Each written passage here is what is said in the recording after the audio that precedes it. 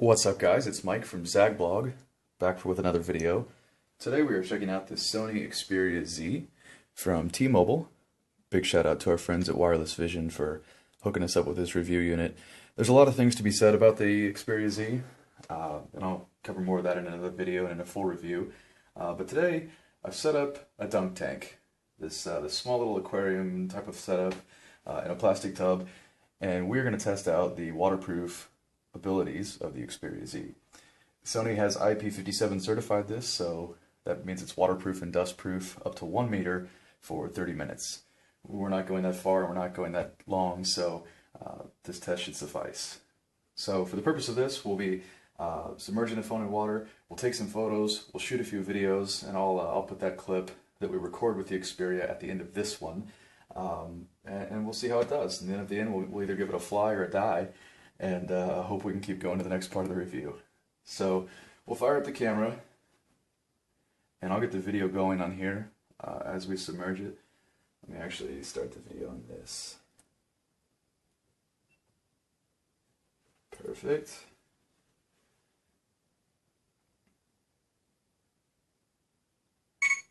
All right, here we go.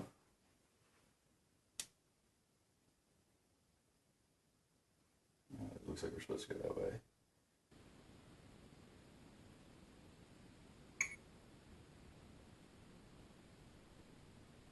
It stopped recording video, so we'll start that over.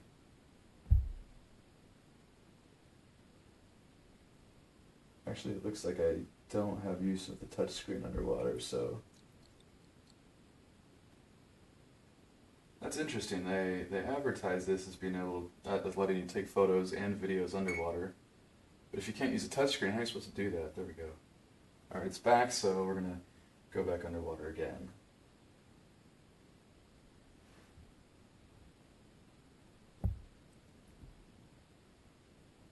Maybe that's a good thing. Maybe so you can't accidentally stop the video while you're shooting. I don't know.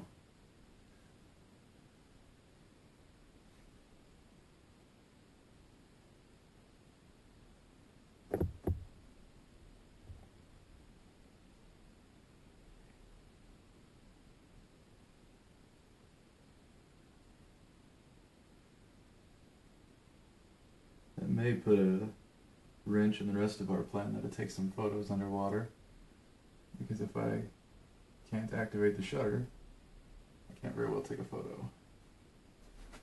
Let's get our friend the GoPro on camera here.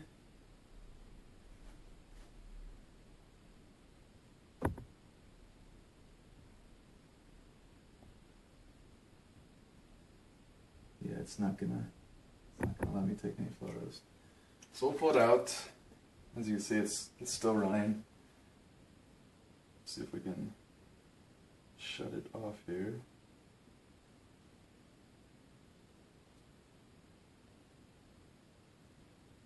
There we go.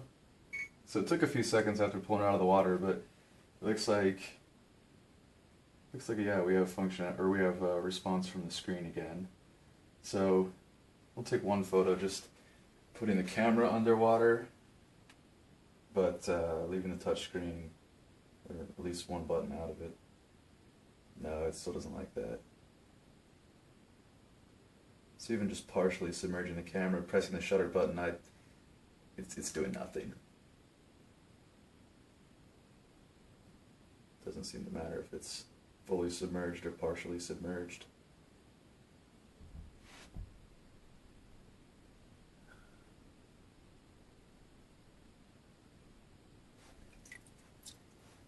The volume rockers work fine while it's submerged, and so if there was an option to set the volume rocker as your shutter release, that may work.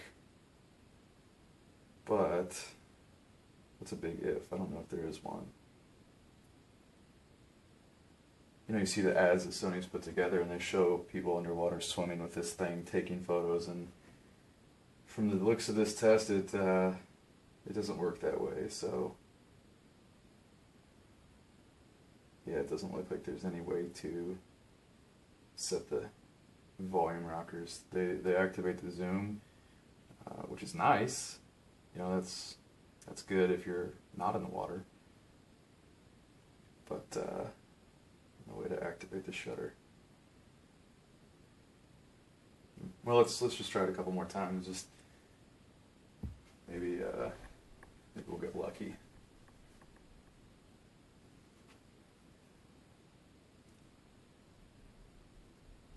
No such luck.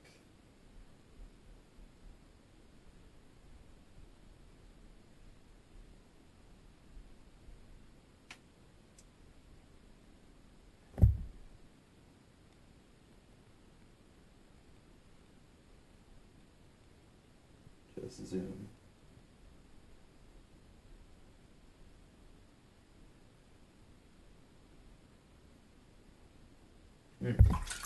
Well, I guess that answers that question.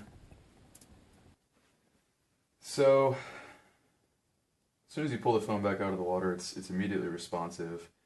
We'll fire up Spotify here. I'll turn on a track for you so we can make sure the speakers still work.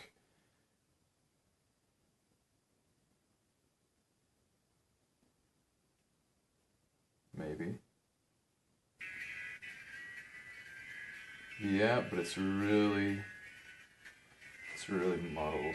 Maybe shake it out.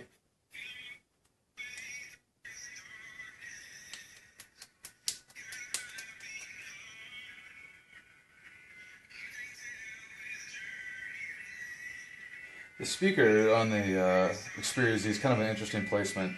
A lot of phones, they put it on the back. With the Xperia Z, it's here on the side in the bottom right-hand corner. It's an improvement over having it go right back into your hand, but I'm not sure it's a big improvement, because instead it's going right into your palm. The audio is coming out of the speaker right into your palm, so if you grip it just right, you cover it up. So the speaker's still playing, as you can probably hear, but we're not getting a lot of volume out of it, and the volume's maxed. So that may just, it just may need to dry out. I don't know. Take a photo here. Yeah, works no problem when it's out of the water. Just no touchscreen responsiveness in the water. Let's do one more thing. Let's test the keyboard. Just I'll hammer away. I'll type out a real quick message and testing the keyboard. Yeah, it seems to work fine. So no lag in touchscreen response, even after pulling it out of the water. Still just, it's disappointing, I guess, that you have to go into the water. I guess if you're going to use this underwater, as an underwater camera, you got to go into the water with the camera recording to get any kind of footage, any kind of results. All right, well, the phone works, so even if you're not using it as an underwater camera, at least you know that if you were to go for a swim in the pool, if your kid likes to dunk it in the toilet, whether on purpose or accidentally, you'll be fine. You might have a little bit of a mess to clean up, but your phone will survive. So we give Sony a fly on the waterproof Xperia Z. For more, we'll have a full review. I'll put that link in the description below. And once again, big shout out to our friends at Wireless Vision. They're an exclusive T-Mobile dealer for hooking us up with a Sony. We're really giving this thing hell, so we appreciate them. That's it until next time.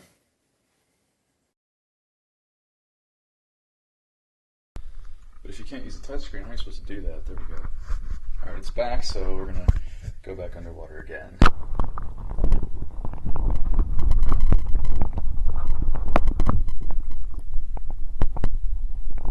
That's a good thing. Maybe you can't accidentally stop the video while you're shooting.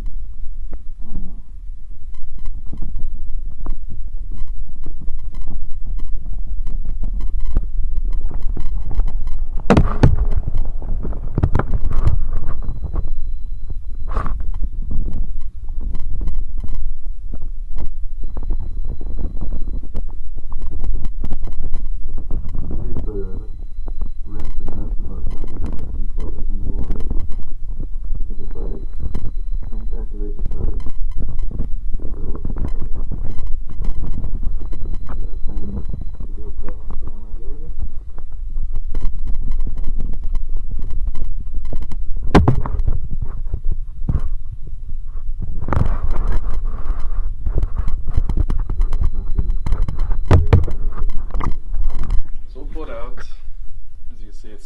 still running.